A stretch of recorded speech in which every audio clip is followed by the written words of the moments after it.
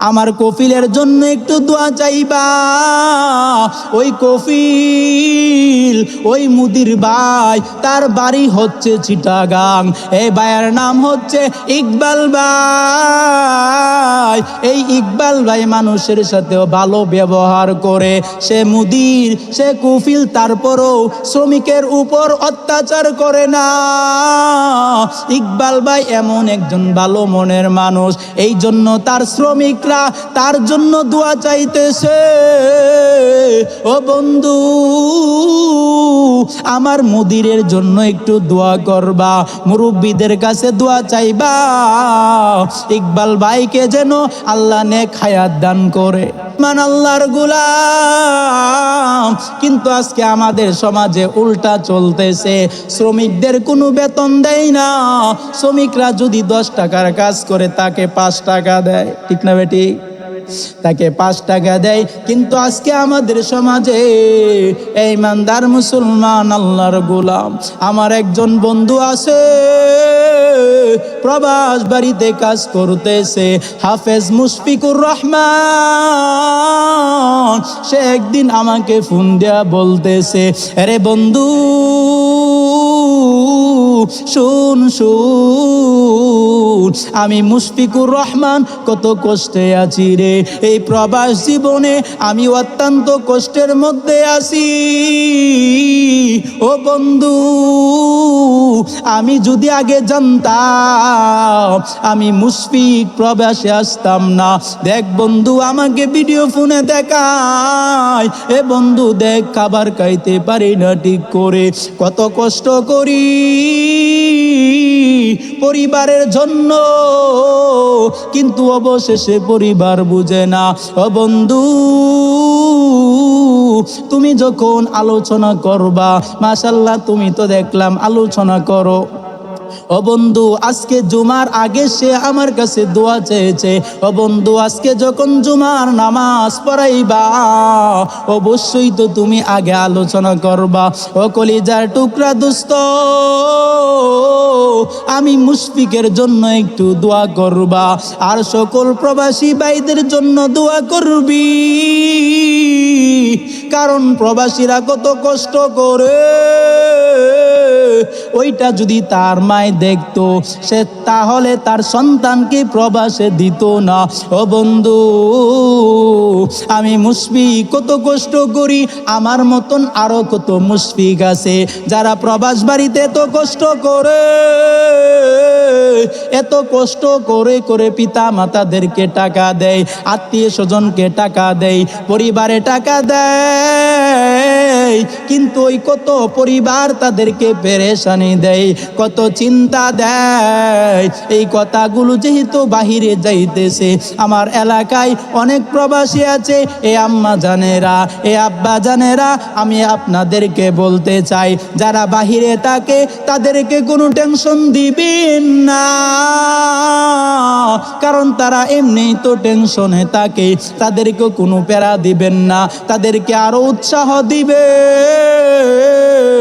এই ইমানদার মুসলমান আল্লাহর গোলাম, এই প্রবাস জীবনে কত কষ্ট করে। আবার অনেক ভাই আমার সাথে ফোনে আমার আলোচনা দেখে যোগাযোগ করে, হুজুর এই প্রবাসে কতই না কষ্ট করি হুজুর, বিবি বাচ্চার জন্য। ওই বিবি বাচ্চাদেরকে টাকা পয়সা দেওয়ার জন্য, কিন্তু মনে বড় কষ্ট। আজ বিবি বাচ্চার জন্য এত কষ্ট করি, যে বউর জন্য এত কষ্ট করি হুজুর, ওই বউকে টাকা দেওয়ার পর, ওই বিবিটাকে টাকা দেওয়ার পর রে হুজুর, ওই বিবিটা অন্য কোনো মানুষের সাথে সম্পর্ক করে, অন্য ছেলেদের সাথে সম্পর্ক করে চলে যায় রে হুজুর। এই কষ্টগুলা কই রাখবো? ও হুজুর, আপনি এই বিষয় নিয়ে একটু আলোচনা করবেন। শুধু তাই না, এই দেশের কফিলরা, এই দেশের মুদির যারা থাকে, তারাকে তো অনেকে আছে এত বাজে ব্যবহার করে। কফিলরা অনেকে আছে এই যে শ্রমিকদের উপর অত্যাচার করে। ও হুজুর, আমার এক ভাই আছে শ্রমিক, এই প্রবাসীর মধ্যে অনেক কষ্ট করতেছে, তার মুদির ভালো না, তার কফিল ভালো না, তার কফিল তার উপর অত্যাচার করে।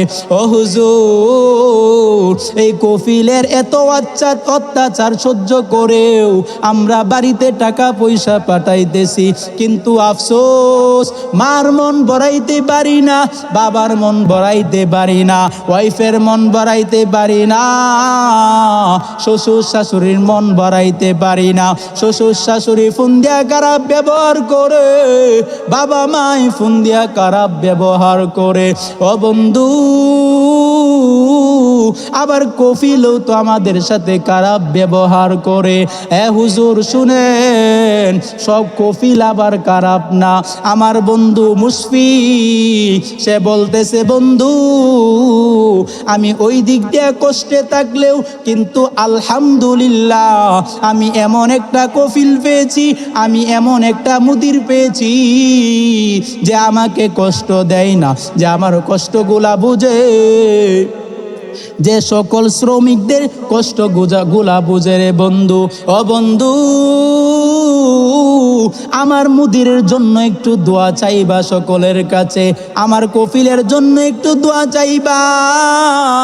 ওই কফিল, ওই মুদির ভাই, তার বাড়ি হচ্ছে চিটাগাং, এই ভাইয়ের নাম হচ্ছে ইকবাল ভাই।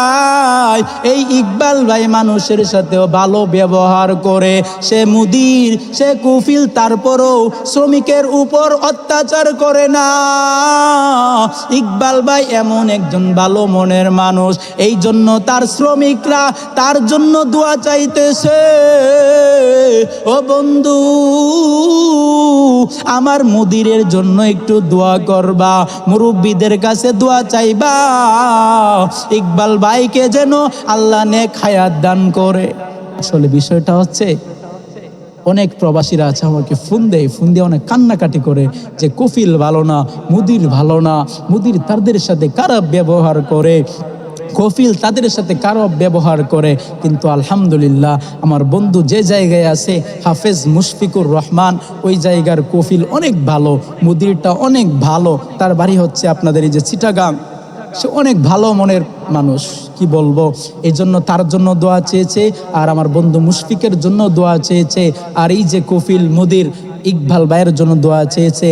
আপনারা সবাই ইনশাল্লাহ এই যে ইকবাল ভাই, আমার বন্ধু মুশফিকের যে মুদির, ইকবাল ভাইয়ের জন্য দোয়া করবেন, আর আমার বন্ধু মুশফিকের জন্য দোয়া করবেন, আল্লাহ যেন তাকে সফলতা নিয়ে হালাল রিজিক উপার্জন করে বাংলাদেশে আসতে পারে। সবাই বলেন আমিন।